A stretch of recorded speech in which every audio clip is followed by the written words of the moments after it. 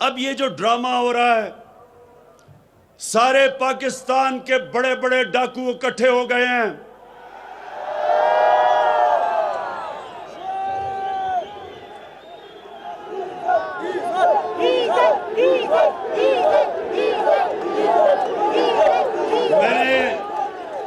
میں نے سارے پاکستان کے ڈاکوؤں کا نام لیے، ڈیزل کا نام نہیں لیا۔ سب اکٹھے ہو گئے ہیں۔ اچھا، اب یہ چاہ کیا رہے ہیں؟ یہ سنیں یہ کیا چاہ رہے ہیں میرے سے؟ یہ کیا چاہ رہے ہیں؟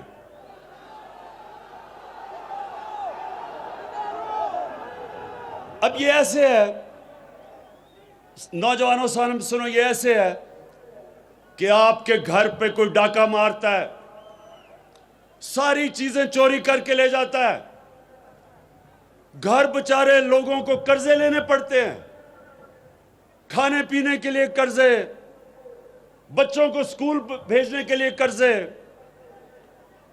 ہسپتالوں کے لیے علاج کے لیے قرضے۔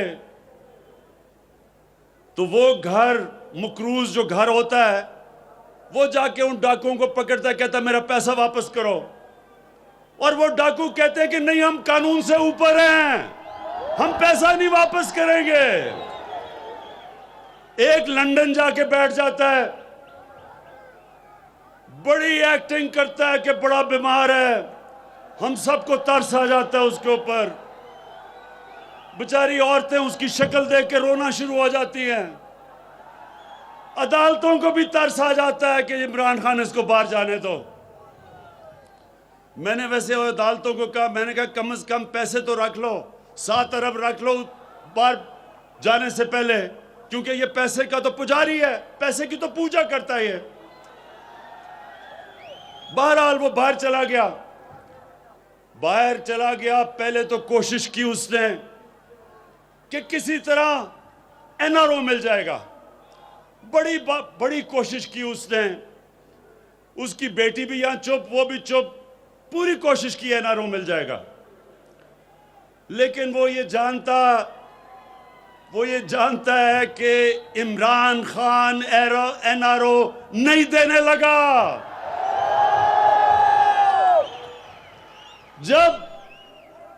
جب اس کو یہ علم ہو گیا کہ اب جو مرضی بلیک میل کرے Imran Khan N R O نہیں دے گا، اس نے جو اب گیم شروع کی ہے باہر بیٹھ کے، میرے پاکستانیوں یہ سن لو، یہ جو اس نے گیم شروع کی ہے کہ پاکستانی فوج کو اٹیک کر رہا ہے، پاکستانی عدلیہ کو بھی اور فوج کو کیا کہہ رہا ہے کہ اپنا آرمی چیف اور ISI چیف کو بدلو، یعنی کہ فوج کو کہہ رہا ہے کہ بغاوت کرو، اپنا پیسہ بچانے کے لیے لندن میں بیٹھ کے فوج کو کہہ رہا ہے کہ بغاوت کرو آرمی چیف کے خلاف۔ اس سے زیادہ بڑا ملک کا دشمن کون ہو سکتا ہے؟ یہاں اس کی بیٹی، وہ بھی وہی بات کر رہی ہے، لیکن اس کے بیٹے یہاں آ کے نہیں کر رہے، کیونکہ اگر بیٹے کرتے تو وہ جیلوں میں ہونا تھا۔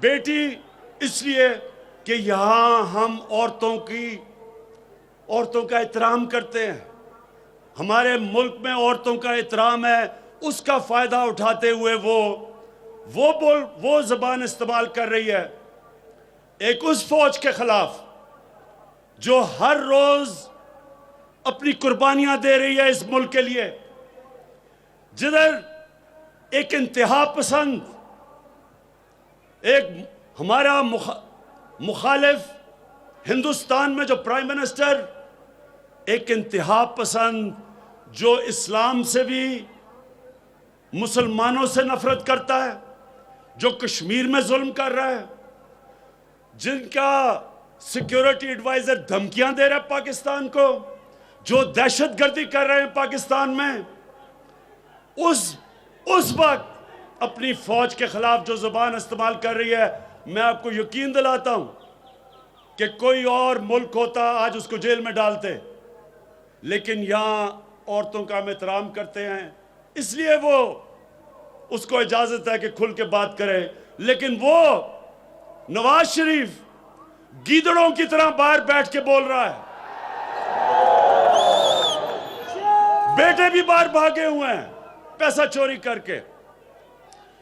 میں اپنی قوم کو آج اپنی قوم کو یہ بتانا چاہتا ہوں کہ میری قوم، میرے پاکستانیوں، یہ سمجھ جائیں کہ یہ پاکستان میں ایک ایسا فیصلہ کن وقت ہے جدھر وہ بڑے بڑے ڈاکو جو 30 سال سے ملک کو لوٹ رہے تھے اور ان کو کوئی اس ملک کا انصاف کا نظام نہیں پکڑتا تھا، جو 2 میجر پارٹیوں کے سربراہ زرداری اور نواز شریف 30 سال سے ایک دوسرے کو کہہ رہے تھے، وہ کہتا تھا وہ کرپٹ ہے، وہ کہتا تھا وہ کرپٹ ہے. زرداری کو جیل نواز شریف نے 2 دفعہ جیل میں ڈالا. نواز شریف کے اوپر کیس زرداری نے کیے. آج دونوں اکٹھے ہو کے میرے سے NRO مانگ رہے ہیں، اور یہ پیغام دے رہے ہیں پاکستان کو کہ یہ کوئی خاص اللہ کی مخلوق ہے جو قانون سے اوپر ہے. قانون کی بالادستی کا مطلب سب قانون کے سامنے ایک برابر ہے. یہ کبھی بھی نبی صلی اللہ علیہ وسلم نے کہا تھا کہ بڑی قوم.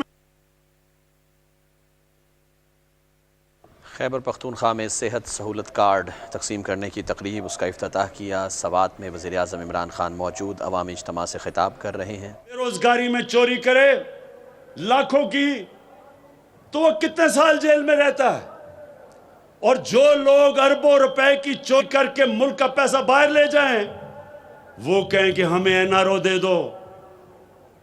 کیا آپ سمجھتے ہیں کہ اس کو NRO دینا چاہیے؟ نہیں. کوئی ایسے ہیں جو سمجھتے ہیں کہ اس کو NRO دینا چاہیے؟ جس دن، نوجوانوں یہ سن لو، جس دن میں نے اپنی کرسی بچانے کے لیے ان ڈاکوؤں کو، جس دن میں نے NRO دیا، میں اس دن اپنی ملک سے سب سے بڑی غداری کروں گا. جنرل مشرف نے اس ملک کو، ان دونوں کو، شریف کو اور زرداری کو NRO دے کے سب سے بڑا ظلم کیا پاکستان سے. کیونکہ جب وہ NRO دیا گیا، اس کے بعد ان دونوں نے 10 سالوں میں پاکستان کا قرضہ 4 گنا زیادہ بڑھایا. 6,000 ارب سے ہمارا قرضہ 10 سالوں میں 30,000 ارب پہ گیا. 60 سال میں ہمارا قرضہ 6,000 ارب تھا. اس NRO کی وجہ سے ہمارا قرضہ 30,000 ارب پہ گیا، جو آج ہمیں بوجھ اٹھانا پڑ رہا ہے ان کی چوری کا. اس لیے پاکستان کے لوگوں، یہ سمجھ جاؤ کہ یہ ملک ترقی تب کرے گا جب اس ملک میں قانون کی بستی ہوگی اور پاکستان ایک فلاحی ریاست بنے گا، جو قائد اعظم اور علامہ اقبال کا خواب تھا. اور انشاءاللہ میرا یہ وعدہ ہے کہ میں نے پوری طرح اپنا پورا زور لگاؤں گا، اپنا زور لگا رہا ہوں یہ 2 چیزوں کو کرنے کے لیے: ایک پاکستان کو فلاحی ریاست بنانے کے لیے، اور دوسرا پاکستان کے اندر قانون کی بالادستی قائم کرنے کے لیے.